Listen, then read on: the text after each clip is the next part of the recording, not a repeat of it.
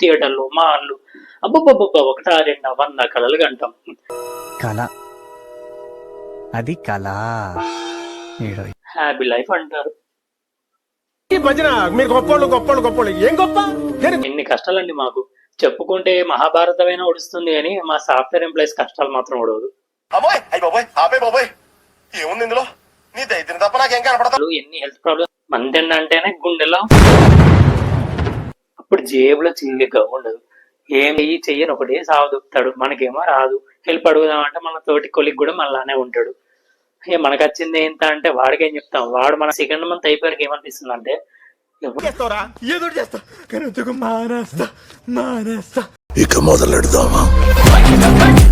Welcome back to my channel. ఈ రోజు మనం మాట్లాడబోయే టాపిక్ సాఫ్ట్వేర్ అండ్ వర్క్ కష్టాలు. ఇది ఆల్రెడీ మాట్లాడేసావుగా బ్రో అనుకుంటున్నారా? సాఫ్ట్వేర్ ఎంప్లాయ్ గానే లక్షల జీతం, లగ్జరీ లైఫ్, రెస్టారెంట్, అందులో కొన్ని మాట్లాడడం. అసలే ఇక్కడ ఉంది కదా, అక్కడ మన టార్చర్ మాత్రమే మాట్లాడడం. ఇక్కడ అసలు ఎలా మొదలవుతుందో మాట్లాడదాం. స్టార్ట్ చేస్తే మనం హ్యాపీగా చదివేస్తాం. చదివిన తర్వాత కింద మీద పడి బీటెక్ పట్టుకోను, డిగ్రీ పట్టుకోను సాఫ్ట్వేర్ ఉద్యోగం అయితే పొందుతాం. ఒక్కసారి సాఫ్ట్వేర్ ఉద్యోగం వచ్చిన తర్వాత అప్పటికే హబ్బా లైఫ్ అంతా సెటిల్ అయిపోయింది. హైట్లు, కార్లు, బిల్డింగ్లు, లగ్జరీ లైఫ్లు, పబ్లు, క్లబ్లు, రెస్టారెంట్లు, థియేటర్లు, మాల్లు, అబ్బబ్బబ్బబ్బ ఒకటా రెండా 100 కళలు కంటాం. కళ అది కళ. కళ్ళనే మిగిలిపోద్ది. ఎలా అంటారా అంటే మనకు వచ్చే జీతం ఏమో 20,000, 30,000. దానికి మనం ఇచ్చే హైట్లు, కనే కళలు, హైటెక్ సిటీలు, బిల్డింగ్లు, కార్లు, థియేటర్లు, కేఫ్లు, మాల్లు, ఒకటా రెండా కళల్లోనే బతికేస్తాం మనం. ఒక్కసారి నిజాన్ని రియాలిటీకి వస్తే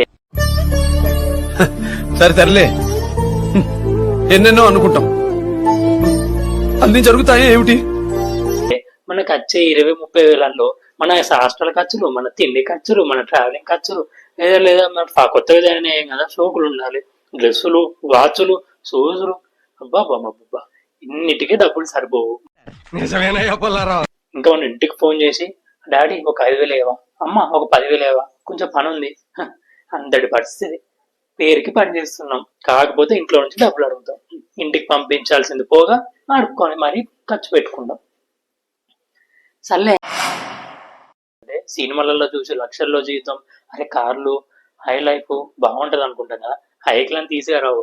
అందరూ అంటారు సంవత్సరం దాడితే హైక్ వస్తుంది నీకు అని. అడిచే హైక్ ఎంత అంటే నెలకి 2,000. ఏం చేసుకుంటాం? కరెక్ట్, ఇది కరెక్ట్ గా చెప్పావయ్యా. డెఫినెట్ గా నేను మన ఖర్చులేమో ఇంత, మనకి ఇచ్చే హైక్లేమో ఇంత. పోనీ మేనేజర్ దగ్గరికి వెళ్ళి మేనేజర్ గారు హైక్ ఇస్తారని అడిగితే ముఖం మీద ఒక మాట అనేస్తాడు, అసలు నీ కాంట్రిబ్యూషన్ ఏంటి అని. అలా అనే ముందు నేను ఈ వీకెండ్స్ లో పనిచేసింది, అలాగే నైట్ పనిచేసింది, మన వర్కింగ్ అవర్స్ వచ్చేసి 9 hours కదా. మనం వర్క్ చేసేదేమో 12 hours, 1 hour. అరే నిద్రను త్యాగం పెట్టి మనం వర్క్ చేస్తాం, ఈ ఫ్యామిలీస్ ని కలవకుండా మనం వర్క్ చేస్తాం. అయినా సరే దానికి సింపుల్ గా వాట్ ఈస్ యువర్ కంట్రిబ్యూషన్ చేస్తా అని చెప్పండి. అలా ఉంటది. సర్లే మన ఇచ్చే గురించి మనకు తెలియదు. జాబ్ లో జాయిన్ అవుతాం, చెప్పుడు మాట లేని అబ్బా రిచ్ లైఫ్ అనుకుని ఒక ఈఎంఐ పెట్టేస్తాం. ఒక టీవీయో, ఒక కారో, ఒక బండో, ఇంకా గట్టిగా పోతే ఒక ఫ్లాటో కొనేస్తాం. అరే నెలకు 12-20 వేలు కట్టేద్దాంలే అనుకుంటాం. నేనేమో మనకు వచ్చే శాలరీ ఇంత, మన ఖర్చులేమో ఇంత, మనం ఇంకా పైగా ఇంట్లో నుంచి అడుక్కొని బతుకుతున్నాం. మూర్తి గారు, ఇలాంటప్పుడే గుండె రాయి చేసుకోవాలి. ఏం చేస్తాం? ఆ జాబ్ అయినా పర్మనెంట్ అంటే అది లేదండి. ఈ లోకంలో ఇక్కడ ఏమున్నా ఏం జరిగినా సరే ఆ ఇంపాక్ట్ అనేది మా సాఫ్ట్వేర్ ఎంప్లాయీస్ మీదే ఉంటుంది. ఎలా అంటారా, మన కరోనా ప్రాజెక్టులు ఉండవు, కంపెనీస్కి ప్రాజెక్టులు రావు. ప్రాజెక్టులు రాకపోతే మమ్మల్ని ఎందుకు దండగా బెంచ్లు తెచ్చుకొని జీతాలు ఇవ్వడం అని మమ్మల్ని తీసేస్తారు. మళ్ళీ రెసిషన్ వస్తుంది, దానివల్ల కూడా మాకే ప్రాబ్లం. ఆ యుక్రెయిన్ రష్యా వార్ అంటారు, దానివల్ల మనకే ప్రాబ్లం. ఏం తిరిగినా సరే మాకేనండి గురియదే. మా జాబ్కి అయితే ఎప్పుడైనా సరే ఒక థ్రెట్ అనేదే ఉంటుంది. హ్యాపీ లైఫ్ అంటారు.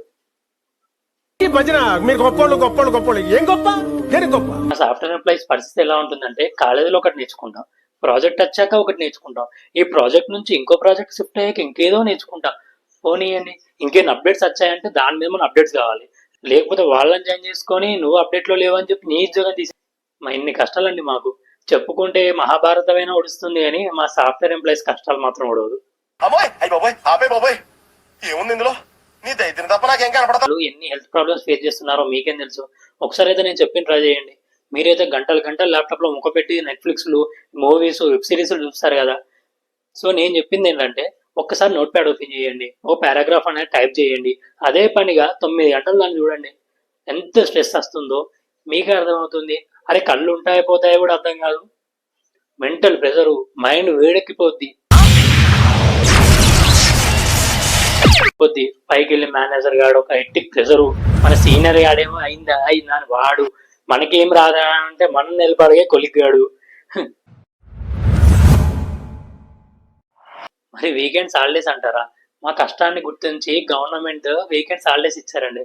ఏ సెక్టర్ లో లేనట్టు మాకే హాలిడేస్ ఎందుకు ఇచ్చారంటే మేము అంతటి మెంటల్ ప్రెషర్ ని, అంతటి టార్చర్ ని ఫేస్ చేస్తున్నాం కాబట్టి అది గుర్తించండి కాస్త. అలాగే ఇప్పుడు వీకెండ్స్ అయినా మేము వాడుకుంటున్నాం అంటే అది లేదు. ఒకవేళ మనకు మన వర్క్ ఇన్కంప్లీట్ అయినా, మన ప్రాజెక్ట్ డెడ్ ఎండ్కి వచ్చినా సరే నువ్వు మోసుకొని వీకెండ్స్ లో కూడా పని చేయాలి. జాబ్ లో జాయిన్ అయినా 1 month బాగానే ఉంటుంది. హ్యాపీగా సిటీకి వెళ్తాం, చూడాల్సిన ప్లేసెస్ అన్ని చూస్తాం, తినాల్సిన తిండ్లన్నీ తింటాం, హ్యాపీగా కేఫ్లు, పబ్లు, థియేటర్లు మంచిగా ఎంజాయ్ చేస్తాం. తర్వాత మనకు వచ్చేది మంత్ ఎండ్ అంటేనే గుండెలో అప్పుడు జేబులో చిల్లిగా ఉండదు. ఏం చేయాలో అర్థం కాదు, ఇలా బ్రతకాలో అర్థం కాదు. మన దోస్తులకు ఫోన్ చేస్తాం, అరే మామ ఓ 1000-2000 కొట్టు మామ అంటాం. లేదా ఇంటికి ఫోన్ చేసి డాడీ అర్జెంట్ ఒక 4000 ఇవ్వవా, అర్జెంట్ ఒక 5000 ఇవ్వవా, కొంచెం ఆ పని ఉంది అని అడుక్కు. ఇక మనం జాయిన్ అయ్యి 1 month అవుతుంది కదా, ప్రాజెక్ట్ కూడా అవసరం అవుతుంది, ట్రైనింగ్ పీరియడ్ స్టార్ట్ అవుతుంది. సీనియర్స్ ఏదో కేటీ ఇస్తారు, మనం కూడా ఏది విననట్టు ఏదో ఎక్కించుకున్నట్టు పీరియడ్ అయితే గడిచిపోతా ఉంటది. ఇక కేటీ అంటే నెలల తడబడి అయితే ఇయ్యరు, ఏదో ఒక 1 month, ఏదో ఒక 5 days, ఒక 10 days అలా ఇస్తారు. ఏదో వాళ్ళకి తెలిసిన 4 ముక్కలలో 2 ముక్కలు మనకు చెప్తారు అంతే. ఇక మన మీద వస్తుంది అసలైన ప్రెజర్. ఇప్పుడు పైకి వెళ్ళి మేనేజర్ గాడి హెక్టిక్ టార్చరు, మన సీనియర్ గాడి ప్రెజరు, చెయ్యి అని ఒకటే సాగుతాడు. మనకేమో రాదు. హెల్ప్ అడుగుదామంటే మన తోటి కొలిగ్ కూడా మనలానే ఉంటాడు.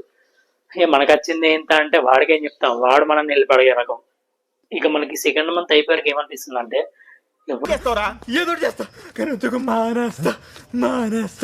ఎవడో తెలియని మేనేజర్ గారి చేసి మనం ఎందుకు తిట్లు తింటున్నాం, ఈ సీనియర్ గారి టార్చర్ ఏంటి, అరే జేబులో డబ్బులు ఉంటే కానీ వాల్యూ ఇయ్యని ప్రజల మధ్య నేనెందుకు ఉంటున్నాను.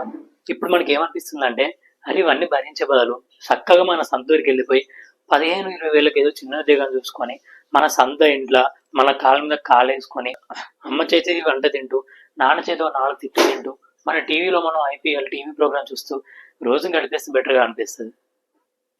నేను ఇక్కడ ఉండలేను బాబు, హోమ్ సిక్. నచ్చకపోతే ఎందుకు సార్ ఉండడం, వెళ్ళిపోవచ్చు కదా.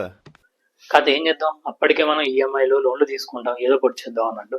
ఇప్పుడు ఆ లోన్స్ ఈఎంఐలు కట్టాలి కదా, వాటి వల్ల మనం ఆ సిటీలోనే లాక్, ఆ జాబ్ చేయక తప్పదు, లేకపోతే ఈఎంఐ లోన్స్ కట్టలేం. సో అలా సిటీలోనే లాక్ అయిపోతూ నచ్చని పని చేస్తూ, ఆ మేనేజర్ గారి తిట్లు తింటూ, ఈ సీనియర్ గారి టార్చర్ భరిస్తూ ఈ సిటీలోనే బతికేస్తూ లేదా సాఫ్ట్వేర్ జాబ్ అయితే కొనసాగిస్తూ ఉంటాం.